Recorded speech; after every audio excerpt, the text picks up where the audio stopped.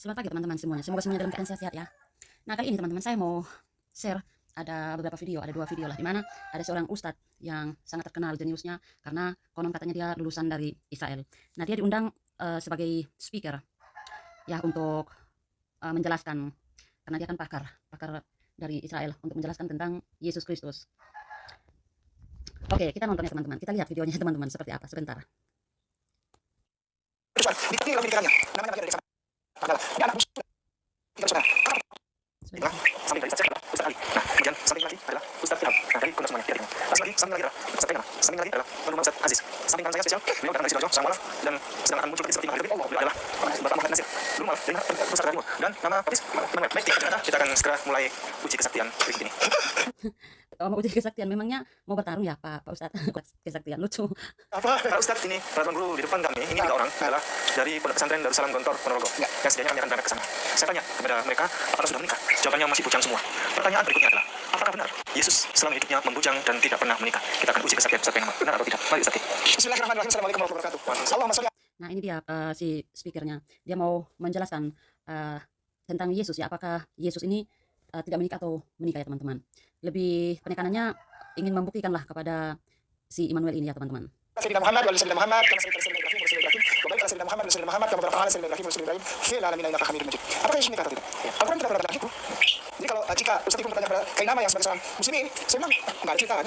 Saya bilang apa? Enggak ada. Tapi ketika ditanya, apakah pernah ketika saat masih Kristen mengetahui cerita tentang Yesus menikah atau tidak? Yesus menikah. Buktinya Yohanes 15, Yohanes 20:15. Yang gini kan, sakti langsung keluar. Kita ini tanpa janjian tadi. Temanya dulu nanya temanya apa? Enggak usah tema. Pokoknya kita uji kesaktian. Yohanes 20:15. Yohanes 20:15 versi paralel. 16 Alkitab Sabda versi paralel. Nanti pilihnya Alkitab Sabda, klik. Jadi para penonton yang kami muliakan, Yohanes pasal 20 ayat 15 spasi Alkitab Sabda versi paralel di Google ya. Langsung kita enter. Oke, isinya kita lihat yang versi paralel. Ya. Isinya, ya, saya bacakan ya. Sebentar ya teman-teman. Lucu ya mereka.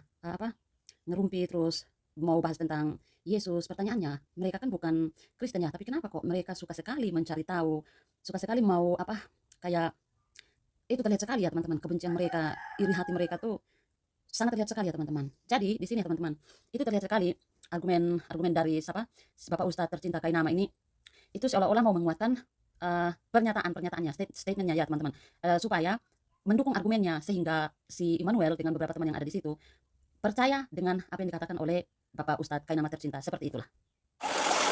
Kata Yesus kepadanya, ya, Ibu, ya. Tapi ada juga ya, di satu sisi kita juga bersyukur karena walaupun mereka ada unsur-unsur apapun, kan kita tidak tahu dengan alasan apa, tujuan apa mereka mau mencari tahu tentang Yesus. Entah mereka mau belajar atau mereka mau dengan tujuan yang negatif, ya kita bersyukur saja karena mereka mau membahas tentang Yesus Kristus.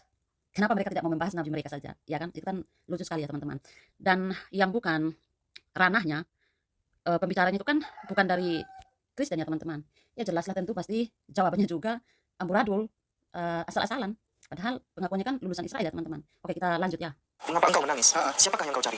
Maria menyangka orang itu adalah penunggu tangan, lalu berkata kepadanya, Tuan, jikalau Tuan yang mengambil dia, katakan ini dia ini besar, katakanlah kepadaku, di mana Tuan meletakkan dia besar, supaya aku dapat mengambilnya. Ya, ada 3 kata yang bagus di situ. Ya. Jesus, Ibu, dan Maria. Ya. Jesus sudah jelas Jesus. Ya. Ibu, ya.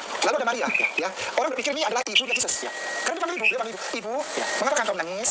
Berarti ibunya Jesus dong. Ya. Berarti ini Maria di situ yang tertulis adalah Maria Virgin Mary atau Maria ibunda Yesus atau Theotokos, ibunda Allah. Gitu kan.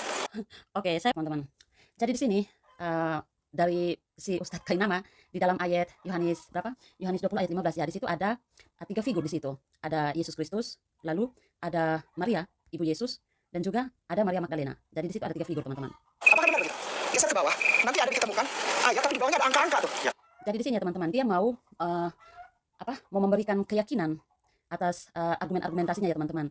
Seolah-olah di dalam khusus ayat Yohanes 20 ayat 15 ini, seolah-olah di situ Yesus istrinya adalah Maria Magdalena. Jadi seolah-olah Yesus itu suami dari Magdalena, teman-teman. Jadi dia mau memutarbalikkan fakta seperti itu. Di bawah ibu ada angka. Ini ditekan di tes nanti keluar. Boleh Ustaz. Biarkan saya saja yang Inilah ya teman-teman, kalau orang buta menuntun orang buta, berkumpul dengan orang buta ya pas. Kalau untuk Ustadz Kainama ya teman-teman, katanya lulusan Israel, kok pemikirannya down sekali ya teman-teman. Ya kan, down sekali pemikirannya. Dia hanya bisa menipu umat-umat yang segolongan dialah. Tetapi kalau dia mau menipu orang-orang Kristen, walaupun orang-orang Kristen pendidikannya itu di Indonesia atau di daerah-daerah tertentu, kota-kota tertentu, itu bukanlah menjadi suatu ukuran ya teman-teman untuk menentukan benar atau tidaknya firman Tuhan atau kebenaran firman Tuhan. Karena ada juga orang yang sok-sok ahli bahasa, padahal kenyataannya menikung, menipu, dan sebenarnya dia tidak tahu apa-apa ya teman-teman, tetapi sok-sok tahu. Nah, itulah seperti Bapak Ustadz Kainama tercinta ini. Kita lanjut ya teman-teman. Sudah diinstruksikan? Saya sematkan saja, saya bantu. Nomornya 1135. Iya, apa bacaannya itu? Jadi di sini teman-teman, dia mau mengatakan bahwa Yesus itu menikah. Nanti sebentar saya akan menunjukkan, ada juga sebuah video di mana Bapak Ustadz Kainama tercinta ini mengatakan bahwa Yesus tidak menikah, tidak normal. Kan lucu, jadi ambigu kan, pro dan kontra. Itulah mereka kalau mereka tidak paham apa-apa ya teman-teman, tapi sok-soknya itu lebih dari pakar-pakar bahasa. Itu ketahuan sekali ya teman-teman. Skill mereka tuh terlalu minim lah. Di sini saya tidak mengatakan bahwa saya lebih pintar dari mereka, tidak. Tetapi maksud saya dengan adanya pemikiran mereka seperti ini ya teman-teman, itu konyol sekali, itu terlihat bodoh sekali ya teman-teman. Menipu umat dengan kebodohan mereka, sedangkan umat yang mereka tipu tidak tahu apa-apa, kan kasihan ya teman-teman. Nah, kalau kita mau menjelaskan kepada mereka, tentu mereka tidak percaya. Kenapa? Karena ya mereka lebih percaya kepada pembicara mereka, karena kan sealiran gitu. Gune. Geser ke bawah ada definisi, apa artinya? Perempuan, istrinya. Oke. Istri, seorang perempuan, perempuan, istrimu, perempuan, ibu, istri, beristrikan, ibu, istri, seorang kepada perempuan. Coba lihat ya teman-teman, dari kita lihat dari body language si Kainama ya, dengan dia dikasih tunjuk jari-jarinya itu dia mau benar-benar meyakinkan kepada orang-orang di situ ya teman-teman. Dia mau meyakinkan bahwa Yesus itu sebenarnya menikah. Entah si Bapak Ustadz Kainama ini tahu faktanya atau mungkin dia hanya sengaja dan dia mau membelokkan kebenaran firman Tuhan. Saya tidak tahu ya teman-teman, hanya beliau yang tahu. Ya itu biarlah dia berurusan dengan Tuhan nanti. Bagaimana mungkin dia panggil perempuan itu gune? Yesus manggilnya gune. Kalau ibu itu bahasa Yunaninya meter, nggak pernah gune. Ya memang ya teman-teman, meter bahasa Yunaninya itu ibu. Perempuan bahasa Yunani. Lalu siapa juga yang bilang meter itu bukan ibu? Gune ya perempuan, meter ya ibu. Terus siapa juga yang bilang meter itu bukan ibu? Kan Bapak Ustadz sendiri yang ngomong kan? Ya, telis. Perempuan bahasa Yunaninya telis, Heles, telis. Ibu meter, gune my wife. Jadi ketika Yesus panggil Maria, masa dia panggil Maria ibunya istriku? Tidak masuk akal kan? Baik. Berarti siapa yang Marianya? Maria Magdalena. Yang pertama kali tiba. Benar kan dugaan saya di dalam ayat dalam pasal 20 ayat 15 di situ ada 3 figur ya. Jadi Maria ibu Yesus dan juga Maria Magdalena. Jadi dia mau memutarbalikkan fakta lah. Situ di 20 ayat 1 itu dituliskan bahwa yang datang pagi-pagi itu adalah namanya Maria Magdalena. Maria perempuan dari desa Magdala, pengusaha kapal ikan, kaya, punya menara apa mercusuar di tepi laut Mediterania. Namanya Maria dari desa Magdala. Dia anak bungsu dari 3 bersaudara. Kakak pertama namanya Marta. Kakak kedua namanya Lazarus yang dibangkitkan oleh Yesus. Ketiga namanya Maria Magdala. Inilah perempuan yang dipanggil oleh Yesus sebagai istriku. Bukan kata berat. Gune. G-U-N-E. Udah itu nomor 1. Itu kenapa Yesus minta baik. Ketika Kasihan ya teman-teman. Mau ya miris sekali ya teman-teman. Kok ada seorang lulusan Israel yang wawasannya seperti ini, ilmunya, pengetahuannya, otaknya seperti ini ya teman-teman. Saya sih miris juga ya, bukan tapi miris juga dengan umat-umat orang-orang yang dia tipu. Bapak Ustadz Kainama tercinta, kalau Anda mau menipu umat Anda, saya akui itu ya Bapak Ustadz. Tetapi kalau Bapak Ustadz mau menipu orang-orang Kristen yang belajar teologi, yang belajar Alkitab, itu tidak bisa Bapak Ustadz tipu. Hanya orang-orang yang tidak tahu apa-apa ya teman-teman.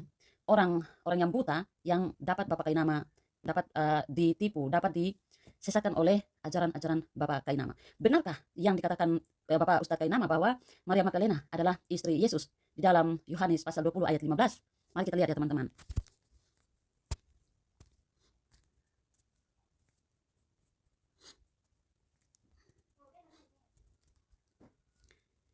Saya bacakan ya teman-teman. Kata Yesus kepadanya, "Ibu, mengapa engkau menangis? Siapakah yang engkau cari?" Maria menyangka orang itu adalah penunggu taman. Lalu berkata kepadanya, "Tuan, jikalau Tuan yang mengambil dia, katakanlah kepadaku, di mana Tuan meletakkan dia, supaya aku dapat mengambilnya." Oke teman-teman, ini Yohanes 20 ayat 15 ya teman-teman. Apakah di dalam Yohanes 20 ayat 15 ini, apakah benar ada 3 figur di situ, termasuk Maria ibu Yesus? Yohanes pasal 20 ayat 15 ya teman-teman. Seperti yang dikatakan oleh Bapak Ustadz Kainama, di situ ada 3 figur. Ada Yesus, Maria ibu Yesus, dan juga Maria Magdalena. Mari coba kita lihat ya teman-teman di ayat sebelumnya. Nah, ayat yang ke-13 ya teman-teman. Coba kita baca. Kita bacalah dari yang pertama.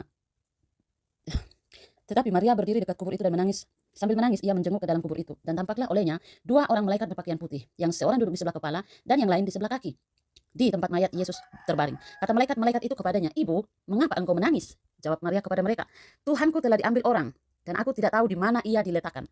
Ayat yang ke-14, sesudah berkata demikian, ia menoleh ke belakang dan melihat Yesus berdiri di situ. Tetapi ia tidak tahu bahwa itu adalah Yesus. Kata Yesus kepadanya, "Ibu, mengapa engkau menangis? Siapakah yang engkau cari?" Maria menyangka orang itu adalah penunggu taman. Lalu berkata kepadanya, "Tuan, jikalau Tuan yang mengambil dia, katakanlah kepadaku di mana Tuan meletakkan dia, supaya aku dapat mengambilnya." Jadi di sini ya teman-teman, ada 3 figur, ada malaikat dan juga ada Yesus, lalu ada Maria. Otomatis di sini adalah Maria Magdalena. Oke teman-teman, mari kita lihat dari bahasa Yunaninya ya teman-teman. Ya. Coba kita geser. Nah, di sini ya teman-teman, di mana Yesus memanggil Maria Magdalena bukan dengan sebutan meter atau ibu ya teman-teman, tetapi dengan kata gunai, artinya perempuan, sesuai dengan terjemahan Inggris perempuan ya teman-teman.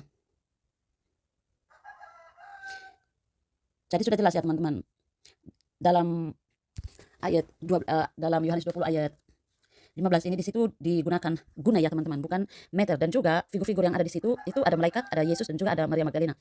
Jadi bukan Maria ibu Yesus tidak ada di situ ya teman-teman. Jadi kita sudah tahu ya teman-teman, dalam Yohanes pasal 20 ayat 15 itu di situ digunakan kata gunai. Dan itu apa? Figur-figur yang ada di situ 3 orang ya teman-teman. Ada malaikat, ada Yesus dan juga ada Maria Magdalena. Jadi Maria ibu Yesus itu tidak ada di situ ya. Itu hanya omong kosong putar baliknya Bapak Ustadz Kainama itu. Ya itulah kelihatan muka orang penipu ya teman-teman. Kalau sudah kebiasaan menipu, pastilah kehidupannya itu hanya menipu terus. Kan kasihan juga. Pesan saya ya kepada Bapak Ustadz Kainama, kalau bukan imannya Bapak Ustadz Kainama, tolonglah tidak usah terlalu memaksa Bapak Ustadz supaya tidak diketahui sama orang Bapak Ustadz Kainama. Kan kasihan juga. Lebih baik Bapak Ustadz mengajar, menjelaskan sesuai dengan iman Bapak Ustadz. Apalagi Bapak Ustadz juga sudah tua ya. Perbaikilah hidup Bapak Ustadz. Kalau Bapak Ustadz Kainama tidak bertobat, maka Bapak Ustadz Kainama tentu akan masuk neraka. Kalau Bapak Ustadz Kainama tidak percaya Yesus, otomatis Bapak Ustadz Kainama mati masuk neraka. Kenapa saya berbicara seperti itu? Itu berdasarkan iman saya. Jadi kalau saya berkata sedemikian, tidak perlu tersinggung. Kenapa? Karena apa yang saya bicarakan itu berdasarkan iman saya. Jadi tidak usah tersinggung. Oke? Karena kalau orang-orang yang lain mengatakan orang Kristen, tidak pernah ada yang tersinggung, biasa-biasa saja. Karena kita tahu di negara ini banyak agama. Jadi kalau dia berbicara firman Tuhan, berarti itu tandanya dia sedang berbicara menurut imannya, berdasarkan imannya. Jadi tidak perlu tersinggung. Jadi maksud si Bapak Kainama ini, dia tuh mau mengatakan bahwa kalau Yesus itu selalu memanggil Maria itu dengan panggilan ibu. Padahal tidak pernah di dalam bahasa aslinya itu Yesus memanggil Maria dengan sebutan ibu. Pertanyaannya, apakah kalau memanggil perempuan kepada ibunya, apakah itu menunjukkan bahwa dia tidak menghormati ibunya? Ayo Bapak Ustadz Kainama, coba dijawab dulu Bapak Ustadz Kainama. Ya kan? Apakah itu dianggap tidak memiliki sikap tidak hormat kepada Maria ibunya? Kalau Yesus memanggil Maria dengan sebutan perempuan. Kitab suci, sekali lagi teman-teman, kitab suci itu tidak pernah menyebutkan bahwa Yesus memanggil atau menyebut Maria dengan sebutan ibu, mother, teman. Kalau dalam Alkitab LAI itu ada banyak ayat yang menyebut Maria itu sebagai ibu alias mama dari Yesus. Coba saudara juga bisa buka di dalam kitab Yohanes ya teman-teman, Yohanes pasal 19 ayat 26. Sebentar ya.